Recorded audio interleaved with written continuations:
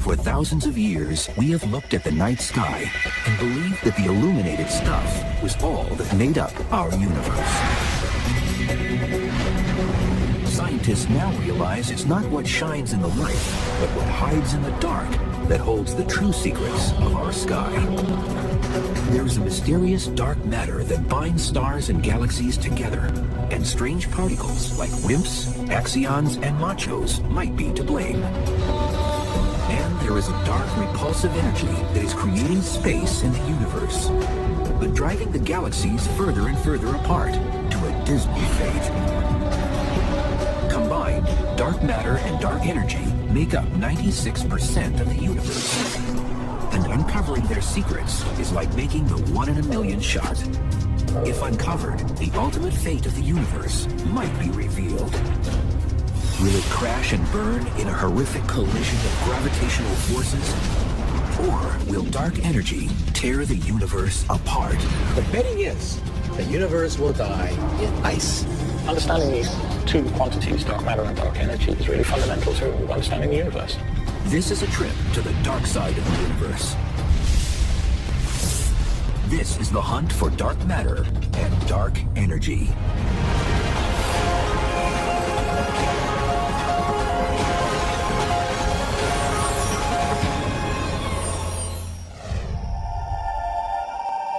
Dark matter is unlike anything we have ever encountered on Earth. Billions of these strange particles pass through everything they encounter each second. They are so massive in weight, they have the power to influence the galaxies, how they form, and how fast they spin. Dark matter's invisible presence is everywhere, or so it seems. Science has not directly proven dark matter particles exist. There are many suspects, but no answers. And observing something you can't see isn't easy. It doesn't emit light and it doesn't absorb light. It doesn't interact with light at all.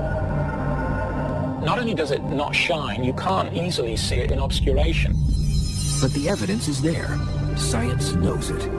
Every textbook on the planet Earth says that the universe is made out of atoms and some subatomic particles. Well, all those textbooks are wrong. And they are going underground to prove it.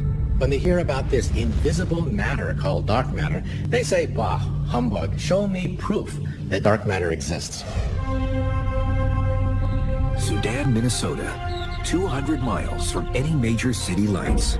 A perfect place for hunting dark matter, but not for obvious reasons. So you'd think we'd want to look up in the sky for dark matter. That's where dark matter's coming from, after all. But instead, we're going to don our helmets and we're going to walk down into this mine. 2,431 feet underground is the Sudan National Laboratory, an abandoned iron mine reconfigured into a research facility. This is just one lab of many around the world going underground to shield experiments from cosmic rays.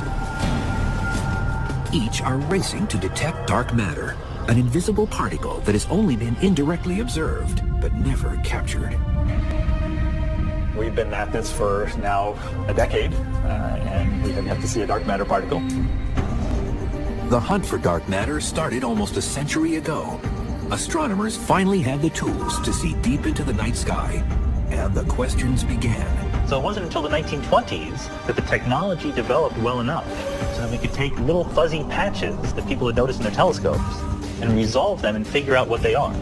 Then Edwin Hubble shocked the world and declared the universe was bigger than just the Milky Way. People realized that some of these little fuzzy patches are separate galaxies, just like our Milky Way galaxy.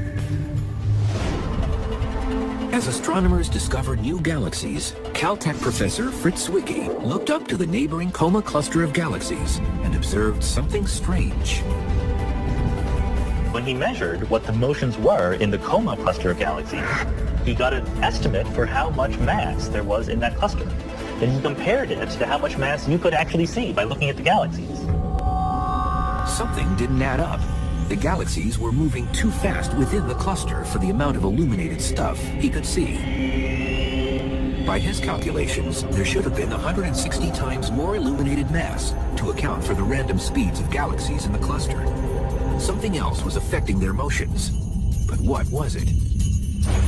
He analyzed their motions and concluded that the cluster could not be stable unless there was a large amount of dark matter present. In 1933, he was one of the first people to really grasp the significance of the presence of dark matter. He called it missing matter.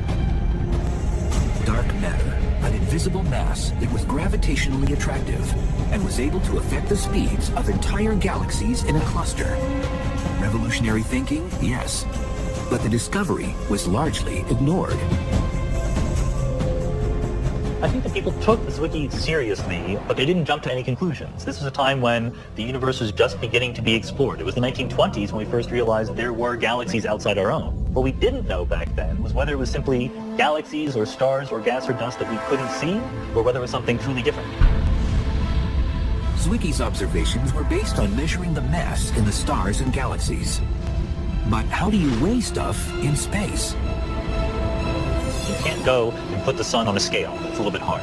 But what you can do is you can measure how fast the planets are moving around the sun. And the more stuff there is in the sun, the faster those planets have to move to stay in their orbits. Newton and Einstein both said the more mass or stuff you have in an object, the more gravitational pull it will have. And the further an object is from the center, the slower it should travel in orbit, because the gravitational pull is weaker. According to Einstein's general theory of relativity, or even according to Newtonian gravity, all of the galaxies are pulling on each other. It's like the sun's influence on our solar system. The mass of the sun pulls Mercury faster than Pluto because Mercury is positioned closer to the sun. Likewise, for a galaxy, you would expect as you got further and further away, things are moving more and more slowly to stay in their orbits. But Zwicky didn't observe that. Neither did a young scientist named Vera Rubin 50 years later. She was observing the rotational curves of galaxies, similar to the Milky Way. Like Zwicky, her observations also seemed strange. What Vera Rubin actually measured was that as you got further and further away, the velocity of the orbiting gas and dust remained constant. What Rubin observed was as if a city were a galaxy, and every car on the road was a planet or star. And despite the amount of traffic, every car traveled around the city at the same speed. This same consistent rotational speed, despite the amount of stuff or traffic, was exactly what Rubin observed. The outer parts of the galaxy were rotating fast enough that there must be a lot more mass, otherwise the galaxy would have flown apart. The only way to resolve this paradox of galaxies which spin 10 times too fast is to assume that there is a halo of invisible matter surrounding the galaxy, keeping the galaxy whole. Dark matter was present in the galaxies, and it had enough mass to keep the rotation speed constant. Imagine that I am the dark matter. This ball is a star, orbiting me because my gravitational force is keeping it in place. But even if you couldn't see me, you would know that there must be something here, otherwise the star would just zoom off in a straight line. There must be something causing that gravity, and that's how we know that there must be dark matter. Rubin estimated that there was 10 times more dark matter than ordinary illuminated stuff. Since then, we've analyzed hundreds of galaxies, and they all have the same pattern. They all rotate too fast for their own good, and they need dark matter to hold them together. This time, science paid attention and started to wonder, what is dark matter? How do you find something that is invisible in space? They needed to see just where dark matter was hiding out in the universe. And even if they couldn't see it, science realized that dark matter exposed itself by bending light that passes through it. It's called gravitational lensing, and it's a virtual spotlight that uncovers any invisible stuff in the universe. What it does do is it does what all matter does, and that it can deflect the light ray. So a light ray can be deflected in its path by dark matter. By tracing the battered light's path, gravitational lensing detected dark matter concentrated in the halos of galaxies. Gravitational lensing proved to be infallible, and dark matter's presence was suddenly revealed. This technique of gravitational lensing is the most precise because we can actually pinpoint not just how much dark matter there is, but how it's distributed in its position on the sky. And that's because we can measure the distortion of the light rays passing through the dark matter. How do you know that your glasses are there? Because it bends light.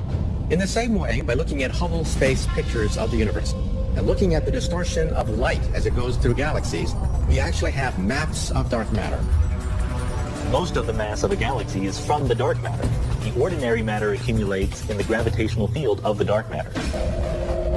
But once dark matter came on the scene, scientists wondered if it was a new, undetected particle or just invisible, ordinary matter. When people found dark matter, everybody wanted to know, well, what is it, you know? And of course, the first answer is it's just the stuff that makes up you and me, but it's not shining. Scientists started to investigate objects in the universe that didn't emit light. Black holes were considered.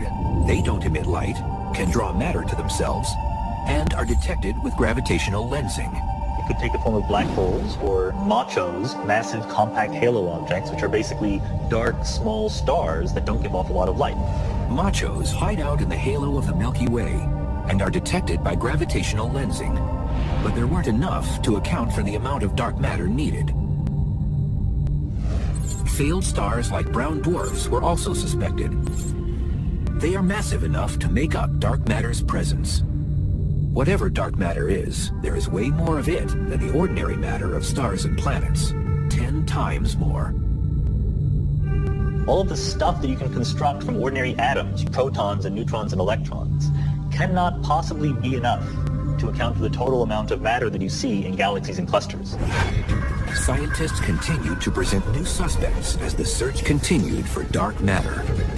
Previously discovered exotic particles like neutrinos were reconsidered. Like dark matter, neutrinos are passing through the Earth millions of particles at a time. But they are too light to account for dark matter's effect on gravity. And scientists can recreate neutrinos in particle colliders. They also come from the sun. Axions is also another possible dark matter candidate.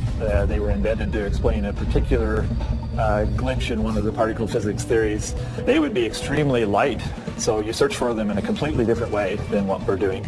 But they would also be very numerous, and so they could possibly be the dark matter.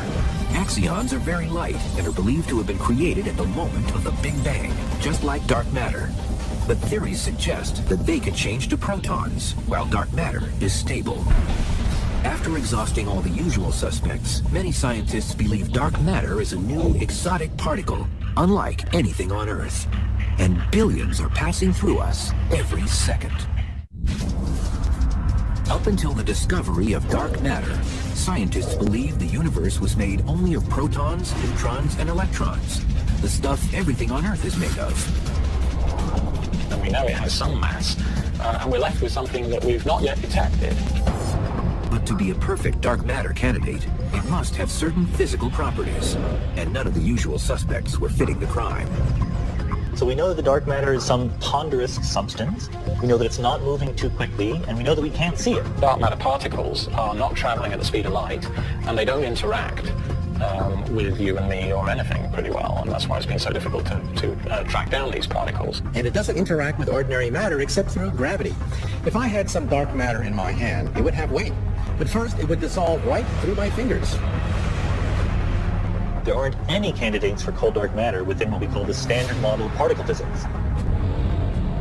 Like an invisible man passing through walls, dark matter is passing through Earth billions of particles at a time, never colliding with ordinary matter. So the most popular idea for what the dark matter could be is something called a WIMP. WIMPs are weakly interacting massive particles. They have not been detected, but their characteristics match the perfect dark matter candidate. At the Sudan laboratory, the Fermilab team has gone underground, braving thousands of bats to try and capture a WIMP particle. This is called the Cryogenic Dark Matter Search. CDMS is the acronym for it. This was an iron ore mine until 1962 when it shut down. We're half a mile underground. Fermilab has designed a machine that at sub-zero temperatures can detect a dark matter particle passing through it. And its sensor is made of germanium, a dense metal jam-packed with atoms. It's a very pure block of germanium. It's got on the surface of it a pattern of tiny little thermometers, basically, that are able to detect when a particle passes through this hockey puck-sized chunk of germanium. Dark matter is streaming right through us right now without doing anything. Very occasionally, it will bump into the nucleus of an atom, and that's the signature that we're hoping to see. To get a clean dark matter hit, Fermilab needed to filter out junk from space. We would get so many particles that it would be really trying to sift a needle in a haystack. Fermilab's experiment picks up all matter that passes through this detector. The less junk in the air, the easier it will be to detect a dark matter particle.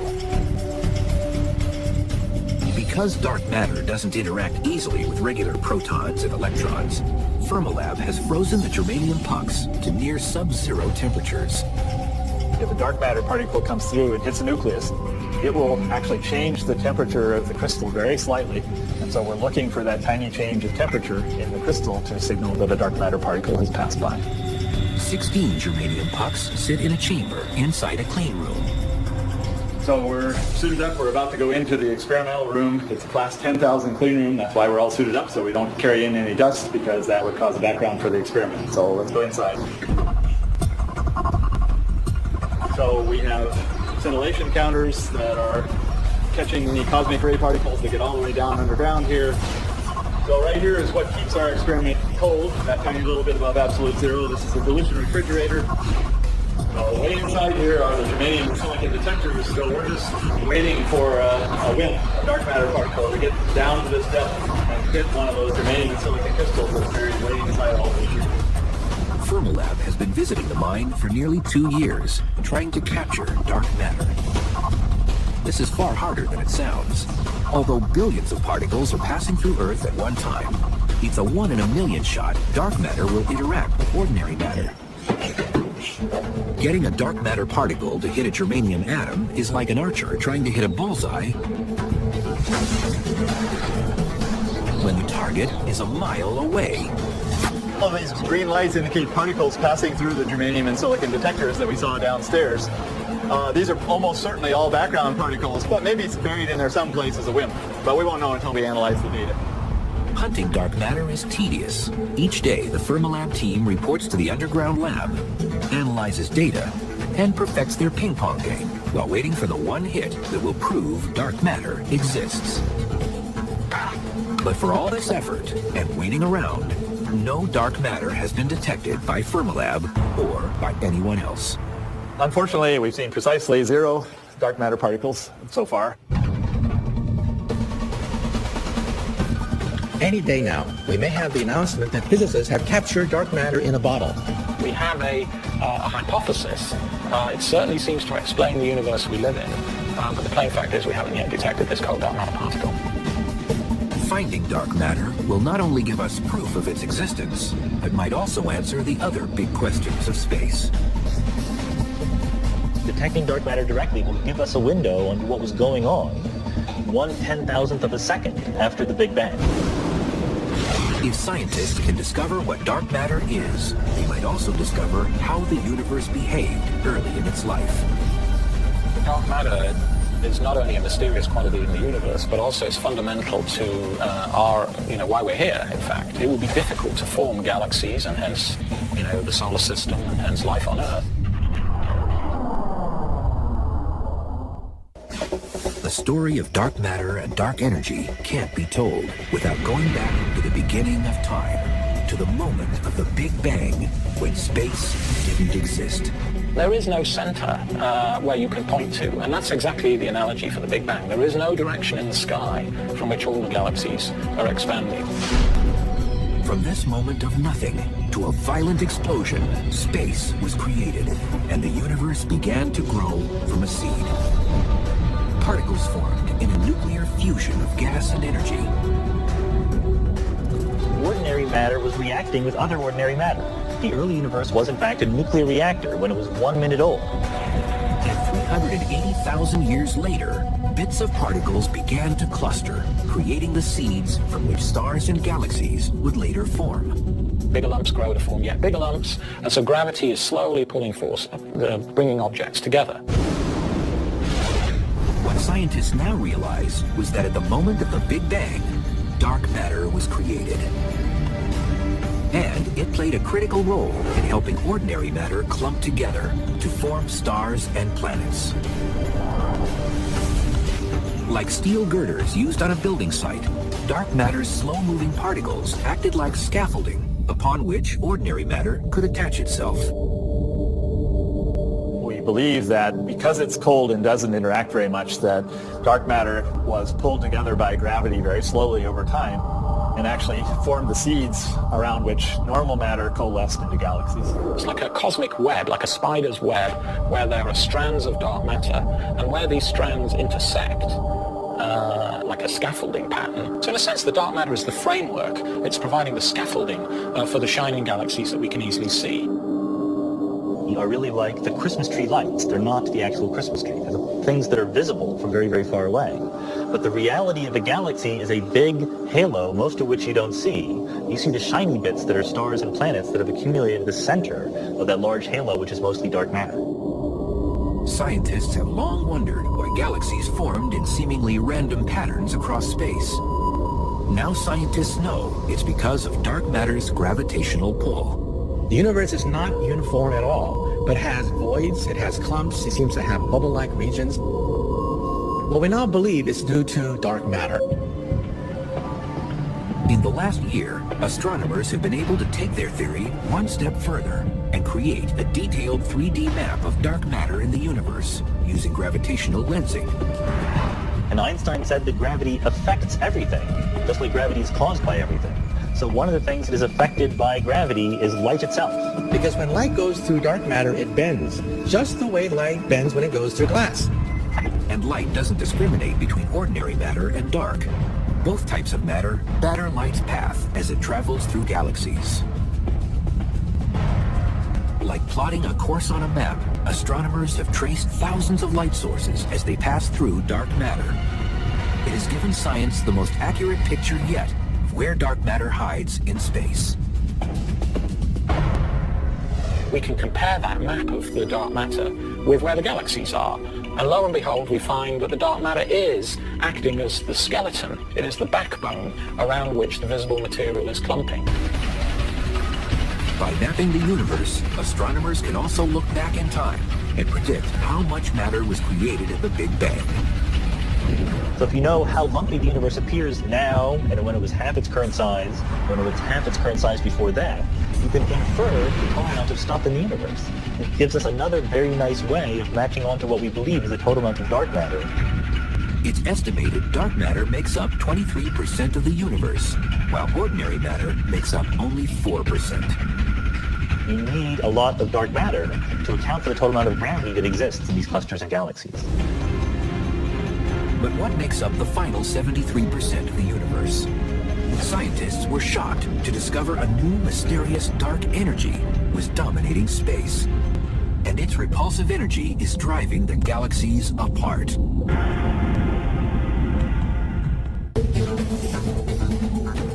Science always assumed that although the universe continues to grow in size, it would eventually slow in its expansion, or perhaps even collapse on itself. Gravity would overcome any momentum it had.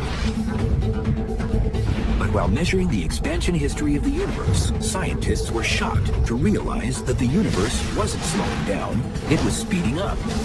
And a grim fate awaited any living thing. The universe will disintegrate, and temperatures will become so cold that any intelligent life will freeze to death. From the moment the Big Bang created the universe, space has been expanding and never stopping, carrying galaxies along for the ride. The space in between the galaxies is expanding. The galaxies are not expanding. The Earth is not expanding. The solar system is not expanding. Edwin Hubble first discovered galaxies were moving away from the Milky Way in 1929 by realizing the more distant galaxies move faster away from us than the nearby ones. He realized he could measure their velocities by studying their wavelengths through a prism. It's called measuring the redshift and is still used to measure distances in space. And he found that in fact, the greater the distance of a galaxy right now, the greater the speed with which it's moving away from us. That is, the greater its redshift. A few years ago, astronomers decided to use redshift measurements to measure the expansion history of the universe. But how do you measure the entire expansion history of the universe?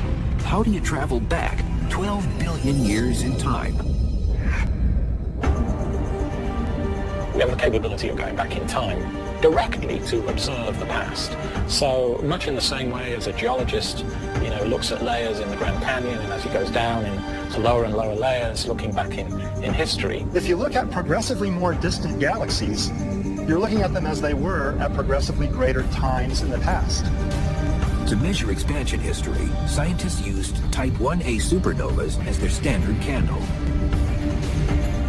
One example of a standard candle might be a 100-watt light bulb. You could have a bunch of these things sitting around in your room at different distances from you. Then the more distant ones will appear fainter and the more nearby ones will appear brighter. Type 1a supernovas are always consistently brilliant, no matter where they occur in space. A supernova is the colossal explosion of a star at the end of its life. It just goes kabam! And it occurs when a dying star known as a white dwarf goes through a nuclear runaway and just literally blows itself to smithereens.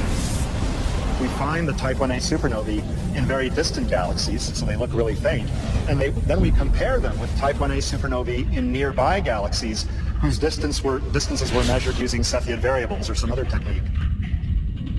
Using these Type 1a supernovas, two different teams set out in the 1990s to measure the deceleration rate of the universe. But to capture supernovas as they occur, astronomers had to put the universe on surveillance. You can compare this a little bit to perhaps surveying a casino. So all these cameras are on all the time, and most of the time they don't find much of anything interesting, but occasionally they find what they're looking for. You have to look at lots of galaxies. So what we did is we took large telescopes with cameras that have wide fields of view, about as wide as, say, the width of the full moon. And we took many snapshots of space using this wide field camera. And each snapshot contains tens of thousands of galaxies. And by comparing the apparent brightness of the distant Type 1As with those of the nearby Type 1As in nearby galaxies, we can get the distance of the distant galaxies and hence the amount of time that we're looking back in the history of the universe. After the two teams studied the results of 60 Type 1a supernovas, scientists were shocked at their results. The universe wasn't slowing down. Its expansion was speeding up. We all expected that expansion to be slowing down with time, because after all of the galaxies are pulling on one another. We were so confident we were going to measure the rate at which the universe was slowing down, and then we found, of course, a negative answer. The universe is not slowing down, it's speeding up, and this was just a big mystery. That is really, really weird. We expected to measure some amount of slowdown, and instead it's expanding more quickly. That's like the wrong sign, right? We were really afraid that we had gotten completely the wrong answer. We rechecked our measurements, we checked the analysis. A bunch of people on each of the two teams did the measurements and the analysis independently and kept getting the same result. One of the greatest shocks in the world of cosmology just in the last few years has been the realization that our universe is accelerating. This repulsive force driving the universe was called dark energy, an invisible energy that was nothing anyone expected or understood. It suggests that over the largest distances in the universe, there's a repulsive effect that dominates over gravity. And dark energy was creating space, taking galaxies along for the ride. This energy that appears to fill the universe and stretch the expansion of the universe faster and faster with time is now known as dark energy. So here I throw the apple, and initially it's decelerating, and then dark energy makes it accelerate away from me. So you throw the apple, and it just zooms away faster and faster with time. Like the apple forever traveling into space, galaxies are being carried away as more space is created.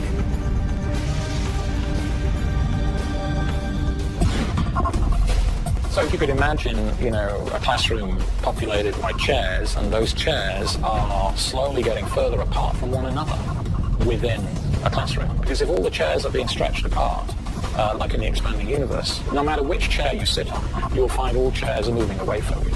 So the chairs are not really expanding. In fact, the chairs are the same size, really.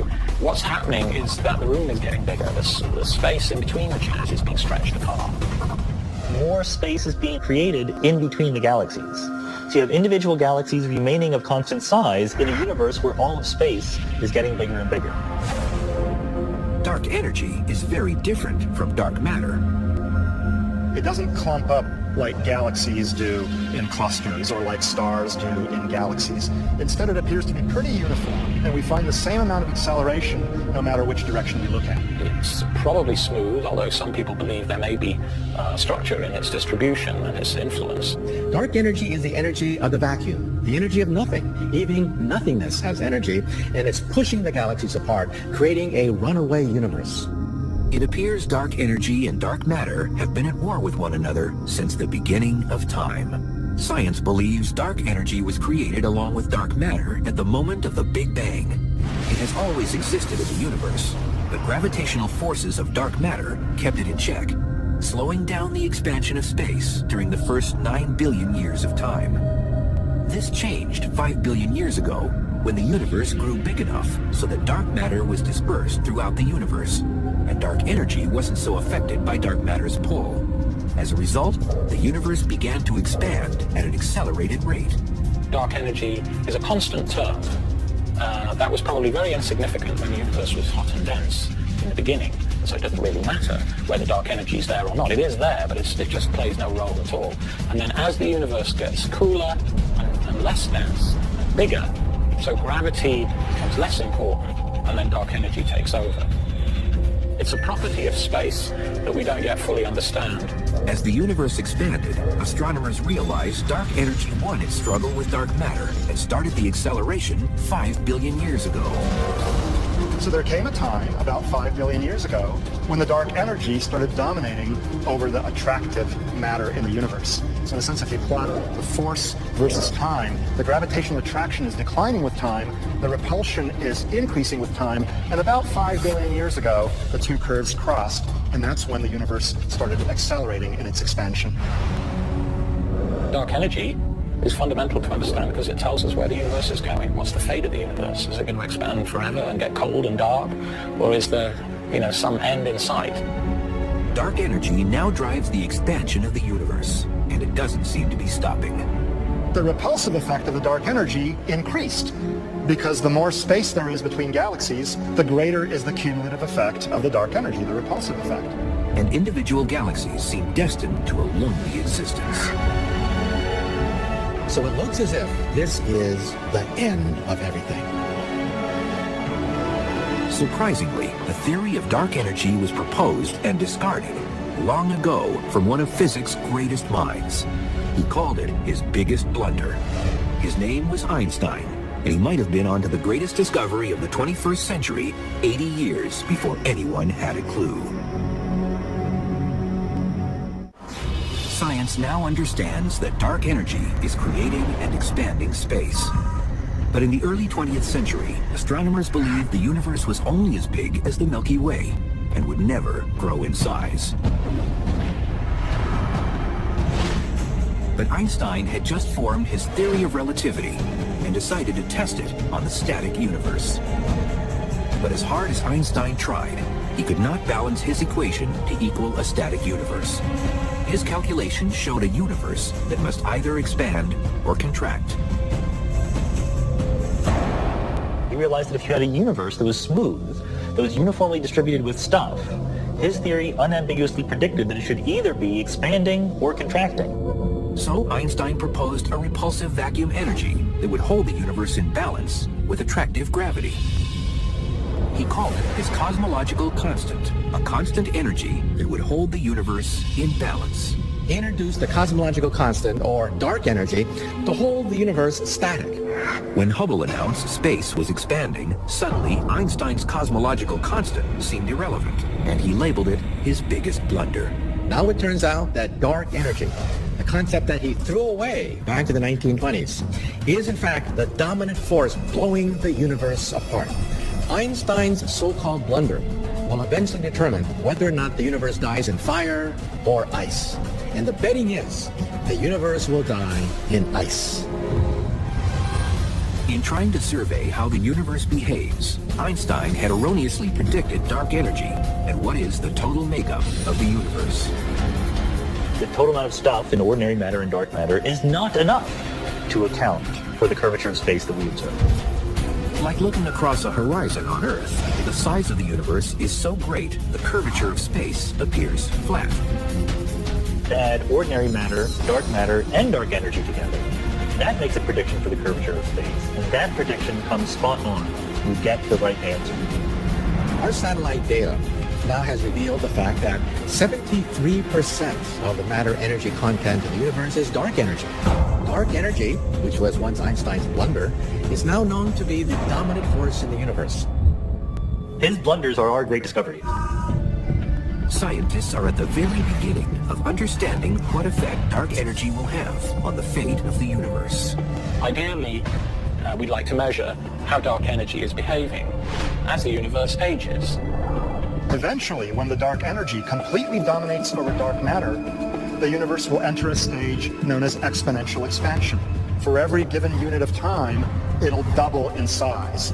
And unless the dark energy changes sign someday and becomes gravitationally attractive, the fate of the universe is to expand forever, more and more quickly with time. We don't understand, if the vacuum energy is driving the acceleration of the universe, why it has the amount it does. That is one of the deepest puzzles remaining in theoretical physics today. Trillions of years from now, it's going to be a very lonely place. We'll look up in the sky, and the skies will be practically dark. The oceans will freeze over, and it looks as if this is the death of all intelligent life. It looks as if dark energy and the laws of physics are a death warrant to all intelligent life in the universe. In discovering dark matter and dark energy, science is one step closer to defining the theory of everything. One equation that will define the entire workings of the universe. Once we have the theory of everything, we'll be able to answer some of the deepest questions ever since man and women first looked at the heavens.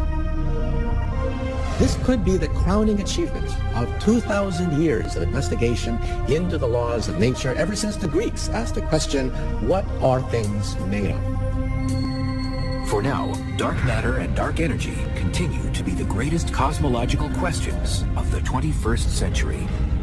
It's certainly frustrating. Yes, I mean, it's humbling too to know that, all we know about physics is restricted to normal matter, and yet there's all this other dark matter and dark energy that we really understand very little about. It's the beginning of a new era and the mysteries of the dark side of the universe. It's the Wild West as far as particle astrophysics, which is what we call this field. It's a property of space that we don't yet fully understand.